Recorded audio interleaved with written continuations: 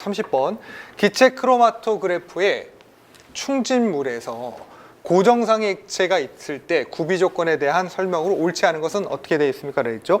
그래서 기체 크로마토그래프는 운반되는 시료가스에 의해서 어딘가의 그 분리관을 통해서 내가 분석해야 될 것과 분석하지 말아야 될 것의 이동성의 차이에 따라서 그걸 뭡니까? 그래프로 찍는 걸로.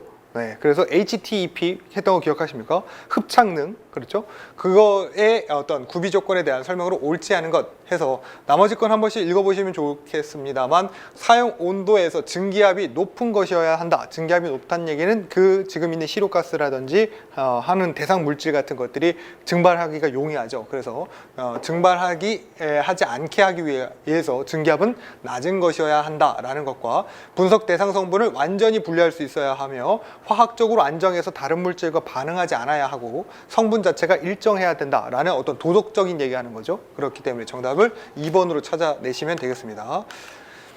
자, 그 다음에 환경 대기 중에 일산화탄소를 수소 염 이온화 검출 기법으로 측정하고자 하려고 한대요. 그랬을 때 그 원리로서 옳은 것은 무엇입니까? 라고 돼 있죠. 그래서 정답은 지금 있는 이게 4번이죠. 4번. 시료를 운반가스인 수소와 함께 니켈 촉매가 채워진 분리관을 통과시키면 그 안에서 뭐가 생성돼? 메탄이 생성됨으로써 이를 FID법으로 측정하는 것이 일산화탄소를 수소염 이온화로 검출기법으로 측정하고자 할 때의 원리입니다. 이거는 이제 정의니까 한 번씩 체크하시면서 넘어갈 정도 보면 되겠습니다. 해설은 교재 내에 잘 수록되어 있습니다. 자, 그 다음 32번. 이런 애 맞춰줘야 되고, 굴뚝에서의 먼지 측정 위치 기준에 대한 내용입니다. 모모 안에 알맞은 건 무엇입니까? 수직 굴뚝을 모모 끝단으로부터 모모를 향하게 한대요. 그러니까 굴뚝에서부터 먼지를 측정할 건데, 자, 이렇게 생긴 굴뚝이 있다고.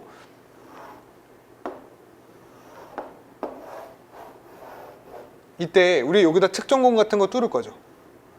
내가 측정을 해야지 되니까, 이렇게 측정을 해야 되니까. 그럴 때 이 중심부를 통해서 여기하고 여기 사이, 이거 우리 직경 D라고 얘기하고, 그리고 하부 끝단에서부터 상부까지, 상부 끝에서부터 중심부까지, 여기는 D 곱하기 8로서, 그러니까 하단부서부터 굴뚝의 하단부터 위를 향해서 직경의 8배 높이의 측정공을 설치하고, 그 다음에 상부에서부터는 어떻게 아래로 내려볼 때 약 2배 정도, 직경의 2배 정도 있는 곳에 측정공을 설치합니다 라는 거였죠. 그래서 수직 굴뚝 지금 끝단으로라고 되어 있으니까요. 하부의 끝단서부터 위로서 가죠. 하부의 끝단서부터 위를 향해서 그곳의 굴뚝 내경의 몇 배? 8배가 되게끔 되어 있죠. 8배를 하게 되어 있고, 상부 끝단으로부터 해서 아래를 향해서 얼마? 그거 굴뚝 직경의 2배를 하는 곳에 측정공을 설치한다 라고 하기 때문에 정답을 2번으로 보시면 되는 문제였습니다. 자, 그 다음 비분산 적외선 분석법이 있는데, 대부분 이거 누구 거 많이 써요? 일산화탄소 같은 거 많이 쓰죠. 일산화탄소 쓸 때 동일 그 분석계의 성능 기준으로 옳은 것만 찾게끔 되어 있습니다. 이런 건 어렵습니다. 사실은 막 퍼센테이지 이거 갖다 장난치는 건데, 정답은 2번이고 33번에 원래 전체 눈금의 얘는 몇 퍼센트 돼야 되냐면 플러스 마이너스 2% 돼야 되고, 그 다음에 전체 눈금의 감도는 플러스 마이너스 1%가 돼야 하고요. 그 다음에 지금 있는 4번 전원 전압 있을 때 전체 눈금의 얘가 얼마큼 나와야 되냐면 플러스 마이너스 1%, 그리고 지금 있는 설정 주파수의 플러스 마이너스 2%로 바꿔줘야지만 옳은 답이 됩니다. 그렇기 때문에 정답은 2번을 찾으시면 되는 그런 문제였습니다.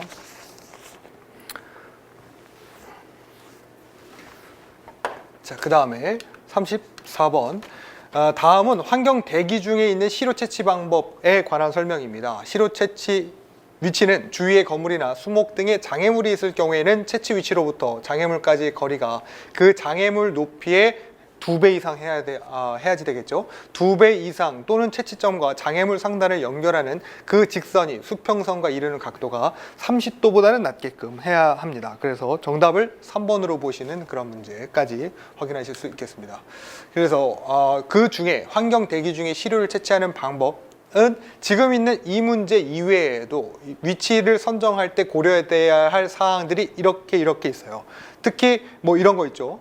건물 밀집 지역에서는 건물 바깥쪽으로부터 1.5m 이상 떨어진 곳을 선정해야 한다. 이런 거 내기 용이하고요. 시료 채취의 높이는 그 부근의 평균 오염도를 나타낼 수 있는 곳으로서 가능한 1.5에서 30m. 이거 내기도 좀 용이하죠. 얘는 뭐 그렇다고 보고 이렇게 수치 나와 있는 부분들을 잘 참고로 하셔야 하겠습니다. 자, 그 다음에 35번. 비분산 정필터형 적외선 가스 분석기가 있대요. 그랬을 때 그 장치 구성에 관한 설명으로 옳지 않은 것은 무엇입니까? 라고 되어 있죠. 광원은 원칙적으로 중수소 방정관 또는 저압 수은 등을 사용한다. 정답은 사실은 1번이라고 보고 나머지 2번서부터 4번까지는 옳은 답. 얘를 또 이걸 다 공부하시긴 힘들죠. 그래서 수치를 먼저 처음에 보시고 근데 얘를 나중에 보시다 보면 1에서 20Hz 얘는 되게 눈에 익은 거라 정답으로 잘 체크 안 하시게 될 거예요. 그리고는 이제 뭐 이런 광원 같은 얘기들을 체크해 나가시면서 정답을 찾아내셔야 하겠습니다. 35번 그래서 광원은 니크럼손 또는 탄화규소의 저항체의 전류를 흘러 보내야 한다라고 되어 있죠. 그래서 교재의 해설을 좀 참고하시길 권장합니다. 자, 그 다음에 36번 다음 중 환경 대기 중에 아황산가스를 측정하는 시험 방법이 아닌 것은 이거는 암기하셔야 되겠죠. 아황산가스를 수동으로 하는 것과 반자동으로 하는 게 있었어요. 그래서 우린 암기하실 때 어떻게 하기로 했냐면 회사가 파산이 났는데 반차를 쓰는 불꽃 용자가 있다라고 하기로 했었죠. 그래서 앞에 회사라고 하는 게 누구를 의미하는 거예요? 회사, 황산 요걸 의미하기로 했었고 파산이 났대요. 일단 먼저 수동부터 가는 거야. 수동, 파라로자닐린법에 파가 산정량 수동법에서 파산이 났는데 반차를 쓴 거죠. 여기 반자동법, 그렇죠? 반자동법을 한 거고 그 다음에 차래요. 차는 뭐 흑광차 분광법. 이때부터는 자동으로 가는 거야. 흑광차 분광법에 그 다음에 불꽃 용자라 했으니까 이 불꽃이 뭘 말해요? 불꽃 광도법. 그 다음에 용은 용액 전도율법, 자는 자외선 형광법. 그러면 이 중에 뭐 아니에요? 나프틸, 에틸렌, 디아민법은 아니구나 라고 찾아내실 수가 있겠습니다. 얘 무조건 맞춰야 돼요. 자, 37번. 야, 읽기도 일단 싫죠. 읽기도 싫습니다. 아황산가스를 연속적으로 분석하기 위한 시험 방법에 사용되는 정전이 전해 분석계의 구성에 관한 설명으로 옳지 않은 것. 제가 이렇게 말씀드려도 되는지 모르겠습니다만 4번입니다. 그냥 이런 문제는 3번 아니면 4번으로 치고 넘어가야 돼. 이거 어떻게 외웁니까? 사실은 이거는 내는 사람들도 자기는 암기해서 내지 않았을 거라고 봅니다.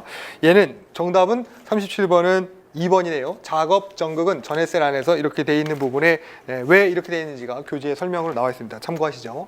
이건 또 내기가 또 힘들다고 봅니다. 자, 38번.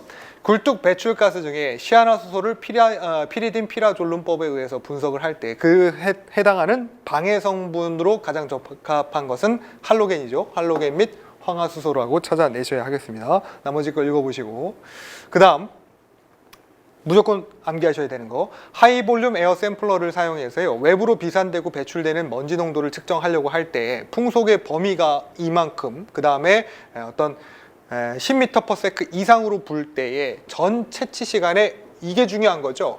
50%가 이상 되는가 50%가 미만인가가 중요합니다. 50% 이상일 때 그 풍속에 대한 보정계수 우리 이렇게 하기로 했죠. 오이맛은 50% 이상이 아닌 거죠. 이게 뭐야? 미만이야. 미만이면 맛이 안 나는 거예요. 오이 무슨 맛 납니까? 물론 오이 맛이 납니다. 그런데 거의 안 난다고 보는 거지. 1.0이라고 보고 5 이상 그렇죠?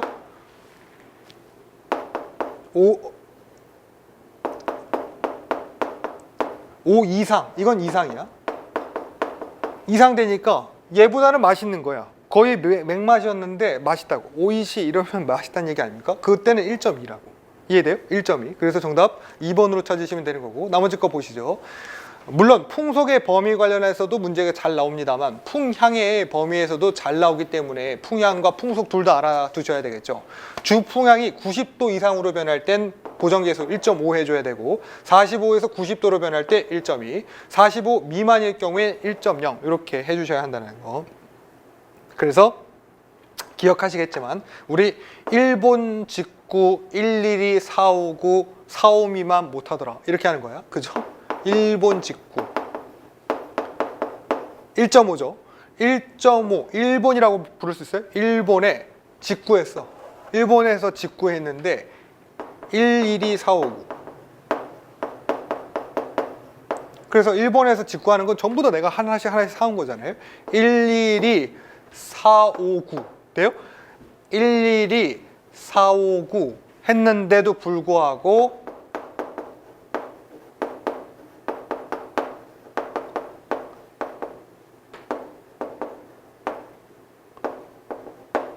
이렇게 하는 거죠. 에이, 그렇게 했는데도 불구하고 0, 샤오미만 못하더라. 중국의 샤오미죠. 일본에서 일일이 다 직구해서 사왔는데도 0, 샤오미만 못하더라. 이렇게 암기하시면 여기 있는 것과 여기 밑에 있는 거 다 암기하시기 편합니다. 자, 그 다음에 40번 분석 대상가스가요. 암모니아일 때 사용할 수 있는 채취관, 그 다음 도관, 재질로 가장 거리가 먼 것은 무엇입니까? 이 표를 좀 보셔야 하죠. 참고자료에서 일산화탄소서부터 해서 비소까지 있을 때의 채취관, 연결관의 재질이 번호로서 이렇게 돼 있는데 1, 2, 3, 4, 5, 6, 7 그렇죠? 그러면 여기 오른쪽에 비고에 1, 2, 3, 4, 5, 6, 7의 채취관과 연결관의 재질 관련한 것들이 나와 있고요. 그렇죠? 그 다음에 패킹이라고 되어 있는 재질은 6번서부터 뭡니까? 8번, 9번의 재질로서 표시가 될 수 있겠고 그 다음에 여과재료라고 되어 있는 거 밑에 있는 A, B, C 요걸로 체크하실 수 있겠습니다. 제가 단 노란색으로 굵직하게 써놓은 것들은 약간 문제 내기가 좋다는 거죠. 일산화탄소와 암모니아라는 것은 지금 있는 다른 애들과는 다르게 3번이라고 표시되어 있는 보통 강철을 쓸 수 있다는 거. 그렇기 때문에 좀 문제 내기가 좋고 불소화물은 다른 것들은 다 뭐 조금 더 씁니다만 4번하고 6번에만 쓸 수 있기 때문에 스테인리스관과 불소 수지를 쓸 수 있다. 요거 두 개만 사용한다 라는 것과 동시에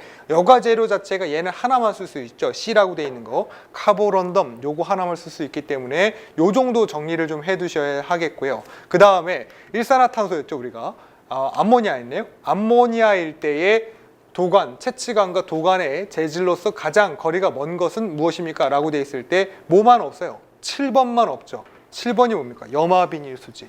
얘만 없는 거지. 그러니까 정답을 2번으로 찾으시는 그런 문제가 있습니다.